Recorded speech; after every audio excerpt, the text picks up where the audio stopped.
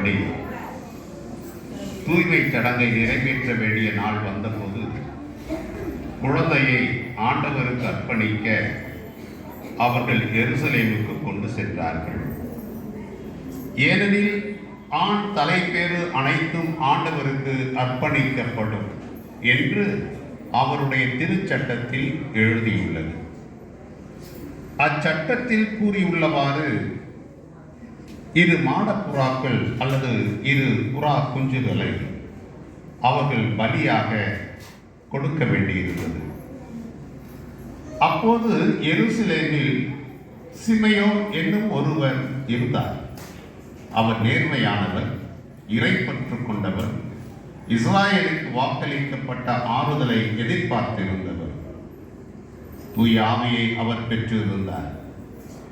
ஆண்டவருடைய மெசியாவை காண முன் அவர் சாகப் போவதில்லை என்று தூய ஆவியால் உணர்த்தப்பட்டிருந்தார். அந்த ஆவியின் தூண்டுதலால் அவர் கோவிலுக்கு வந்திருந்தார். திருச்சட்ட வழக்கத்திற்கு ஏற்ப செய்ய வேண்டியதை குழந்தை இயேசுவுக்கு செய்து முடிக்க பெற்றோர் அதனை உள்ளே கொண்டு வந்தபோது சிமையோன் குழந்தையை கையில் ஏந்தி கடவுளை போற்றி, ஆண்டவரே, உமது சொற்படி அடியான் என்னை இப்போது அமைதியுடன் போகச் செய்கிறீர். ஏனெனில் மக்கள் அனைவரும் காணுமாறு நீர் ஏற்பாடு செய்துள்ள உமது மீட்பை என் கண்கள் கண்டு கொண்டன.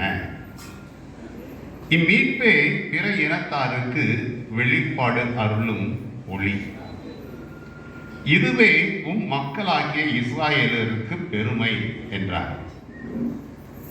குழந்தையை குறித்து கூறியவை பற்றி அதன் தாயும் தந்தையும் வியப்புற்றனர். சிமையோன் அவர்களுக்கு ஆசி கூறி அதன் தாயாகிய மரியாவை நோக்கி, இதோ இக்குழந்தை இஸ்ராயல் மக்களுள் பலரின் வீழ்ச்சிக்கும் எழுச்சிக்கும் காரணமாக இருக்கும், எதிர்க்கப்படும் அடையாளமாகவும் இருக்கும். இவ்வாறு பலருடைய மறைவான எண்ணங்கள் வெளிப்படும். ரட்சிக்கப்பட்டது. இந்த மாதத்திலே இந்த ஆலயம் இங்கே இப்படியாக புது பொழிவு பெற்று திறக்கப்படுகிறது என்றால், வயது முதிர்ந்தாலும் கூட வெளிநாட்டிலே சென்று பல நன்கொடையாளர்களை சந்தித்து பலரிடம் உதவி பெற்று நம்முடைய மறை மாவட்டத்திற்காக பல ஆண்டுகளாக தொடர்ந்து தியாக மனப்பான்மையோடு பணியாற்றி கொண்டிருக்கின்ற அருட்தந்தை செல்வராஜ் அவர்கள், இந்த நேரத்திலே அவருக்கும் நாம் நன்றி சொல்ல கடமைப்பட்டிருக்கிறோம். ஆகவே நாம் எல்லோரும் நம்முடைய நன்றியை தெரிவிக்கும் விதத்திலே கரம் தட்டி அவரையும் நாம் வாழ்த்துவோம்.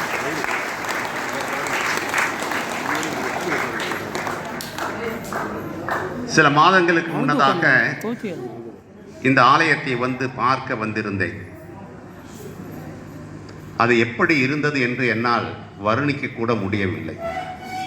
கைவிடப்பட்ட நிலையிலே பல ஓட்டை உடைசல்களுடன் தரையெல்லாம் மிக அசிங்கமாக நம்மை கட்டி எழுப்புகிறார், நம்முடைய குடும்பத்தை கட்டி எழுப்புகிறார், நம்முடைய குடும்பத்தை ஒரு கோவிலாக மாற்றுகிறார், நாம் ஒவ்வொருவரும் கடவுள் வாழும் இல்லமாக நம்மை மாற்றுகிறார்.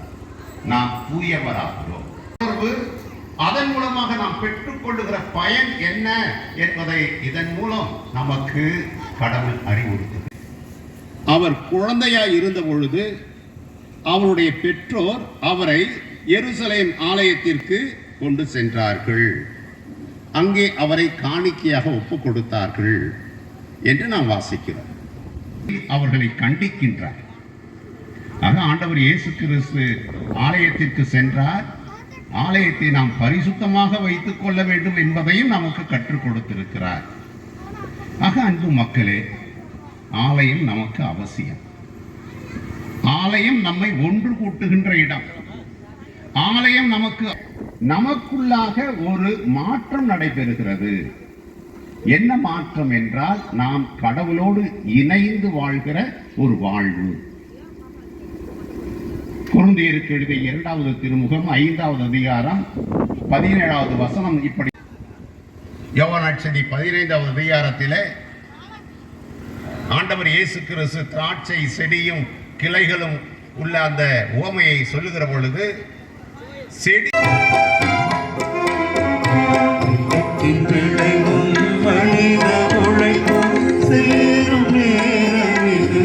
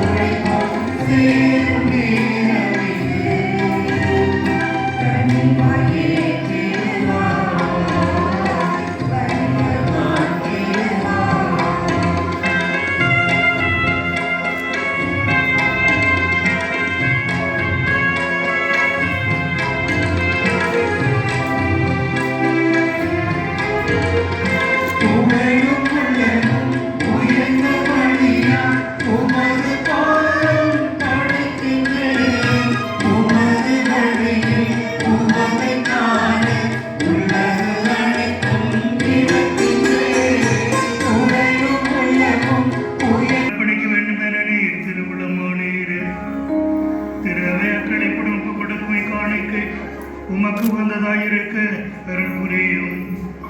என்றென்னும் வாழ்ந்து ஆட்சி செய்கின்ற அவர் வழியாக உம்மை மன்றாடுகின்றோம்.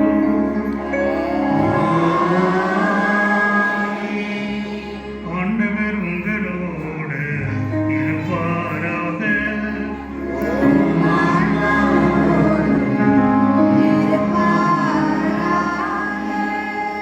இதயங்களை மேலே எழுப்புங்கள்.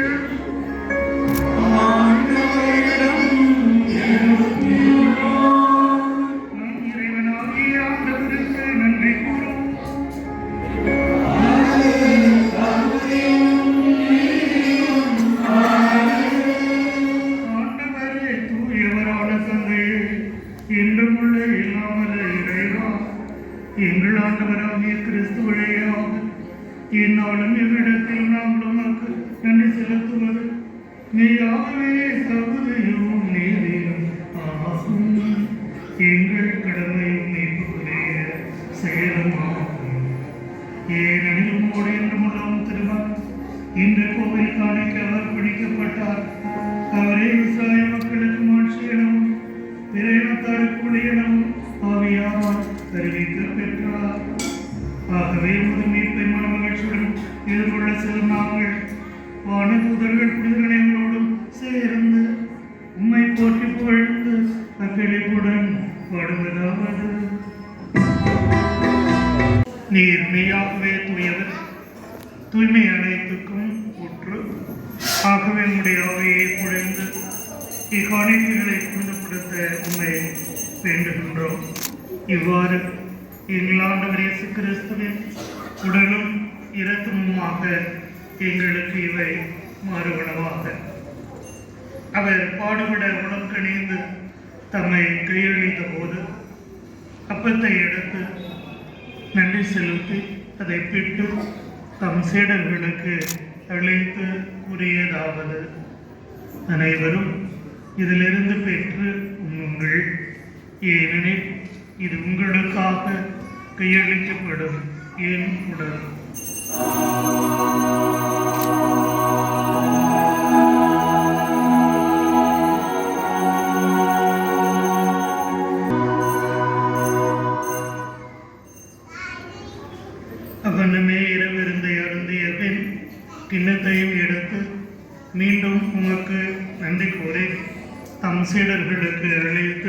அவர் கூறியதாவது: அனைவரும் இதிலிருந்து பெற்று பெருகுங்கள், ஏனெனில் இது புதிய நிலையான உடன்படிக்கைக்குரிய என் இரத்தத்தின் கிண்ணம். இது பாவமன்னிப்புக்கு என்று உங்களுக்காகவும் பலருக்காகவும் சிந்தப்படும். இதை என் நினைவாக செய்யுங்கள்.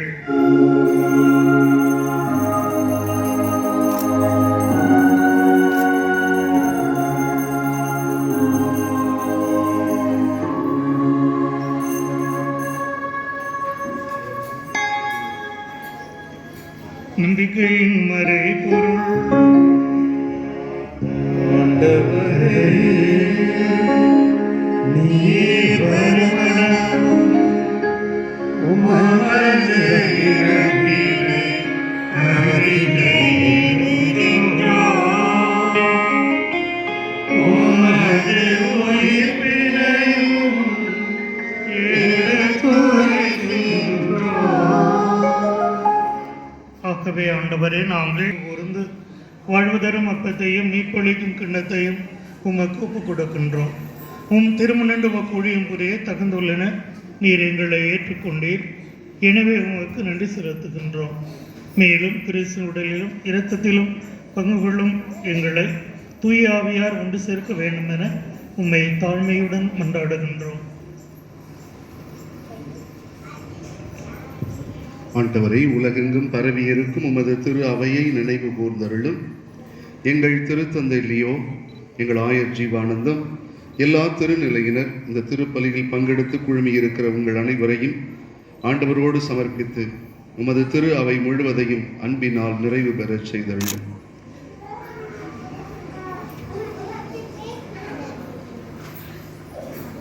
இறைவா,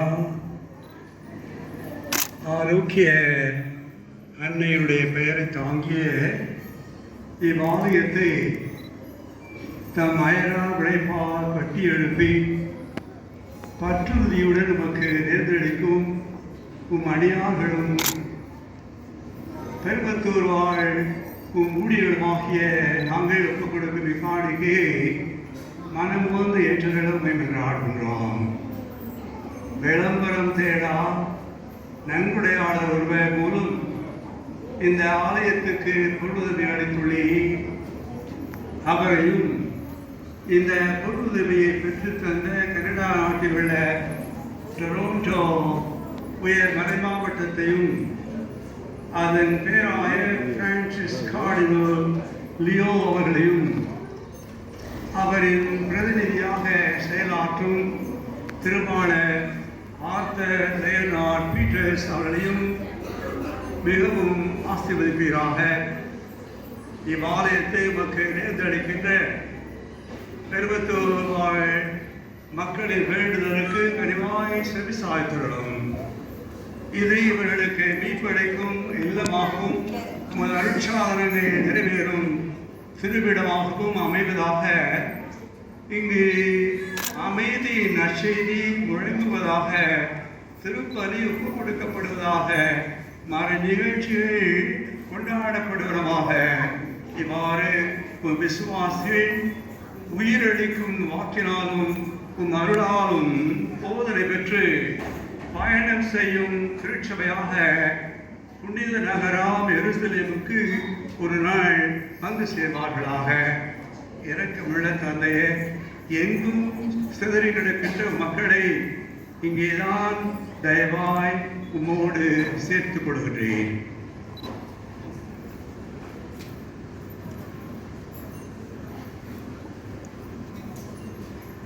மேலும் உயிர்த்தெழும் எதிர்நோக்குடன் எதிர்கொள்ளும் எங்கள் சகோதர சகோதரிகளையும் இறந்தோர் அனைவரையும் இரக்கமுடன் நினைவுகூர்ந்தலும்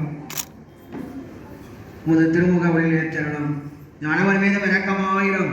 கடவுள் கண்ணித்தான புனித மரியா, அவருடைய கணவரான புனித யோசேப்பு, புனித திருத்துதர்கள், நம்முடைய பாதுகாவலில் புனித ஆரோக்கிய அன்னை, இவ்வுலகில் முகவந்தவராயிருந்தோர் ஆகிய அனைவருடனும் நாங்கள் நினைவாழ்வில் பங்கு தகுதி பெற்று திருமகன் இயேசு கிறிஸ்து வழியாக புகழ்ந்தேற்றும் அறமருள மன்றாடுகின்றோம்.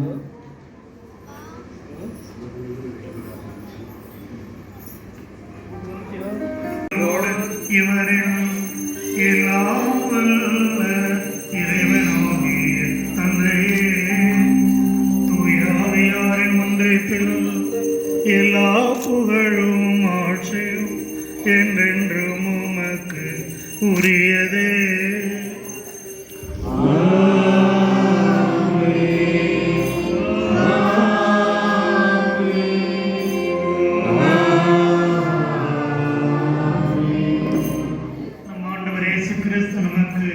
கற்றுக் கொடுத்தவாறு அனைவரும் ஒருமனதுடன் விண்ணகத்தை நோக்கி மன்றாடுவோம். விண்ணுலகில் இருக்கிற எங்கள் தந்தையே, உமது பெயர் சொல்லுகிறது, உமது ஆட்சி வருக, உமது திருவுளம் விண்ணுலகில் நிறைவேறுவது போல மண்ணுலகிலும் நிறைவேறுக. எங்கள் அன்றாட உணவை இன்று எங்களுக்கு தாரும். எங்களுக்கு எதிராக குற்றம் செய்தோரை நாங்கள் மன்னிப்பது போல எங்கள் குற்றங்களை மன்னியும். எங்களை சோதனைப்படுத்தாமல் ஆண்டவரே, தீமை அனைத்திலிருந்தும் எங்களை விடுவித்து எங்கள் வாழ்நாளில் அமைதியை கனிவுடன் அருள உண்மை மன்றாடுகிறோம். உமது இரக்கத்தின் உதவியால் நாமே பாவத்திலிருந்து எப்போதும் விடுதலை பெற்று யாதொரு கலக்கமும் இன்றி நலமாயிருப்போமாக. நாங்கள் எதிர்நோக்கி இருக்கும் பேரின்பத்துக்காகவும் என் மீட்பராக இயேசு கிறிஸ்துவின் வருகைக்காகவும் காத்திருக்கின்றோம். ஆண்டவரே இயேசு கிறிஸ்துவே, அமைதியை உங்களுக்கு விட்டுச் செல்கின்றேன், என் அமைதியை உங்களுக்கு அளிக்கிறேன் என்றும் திருத்தூதர்களுக்கு மொழிந்தீரே. எங்கள் பாவங்களை பாராமல் உமது திருவை நம்பிக்கையை நோக்கி உமது திருவுளத்திற்கு ஏற்ப அதற்கு அமைதியையும் ஒற்றுமையையும் அளித்தருள்வீராக. என்னென்னும் வாழ்ந்து ஆட்சி செய்கின்றவர் நீரே. ஆண்டவருடைய அமைதி உங்கள் அனைவரோடும் என்றும் இருப்பதாக. ஒருவருக்கொருவர் கிறிஸ்து வழங்கும் அமைதியை அறிவித்து மகிழ்வோம். உலகின் பாவங்களை போக்கும் செம்மறியே, உலகின் பாவங்களை போக்கும்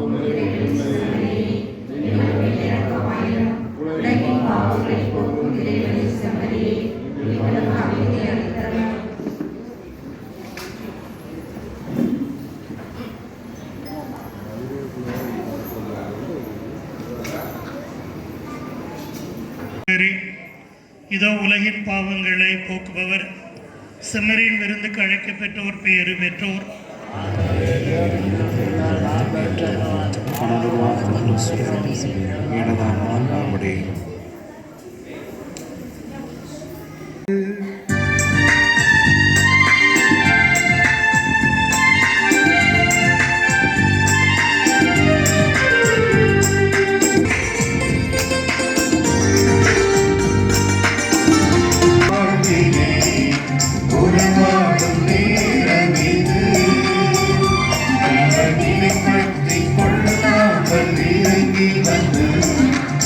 அனைத்து நாளும் இறைவன் நிரப்புவாராக.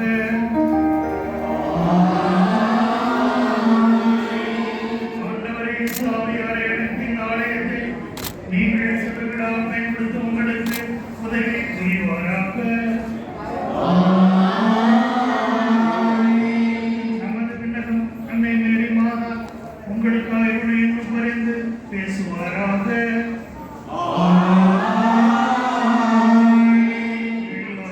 இறைவன் தந்தை, மகன், தூய ஆவியார் உங்கள் அனைவரையும் ஆசீர்வதிப்பாராக.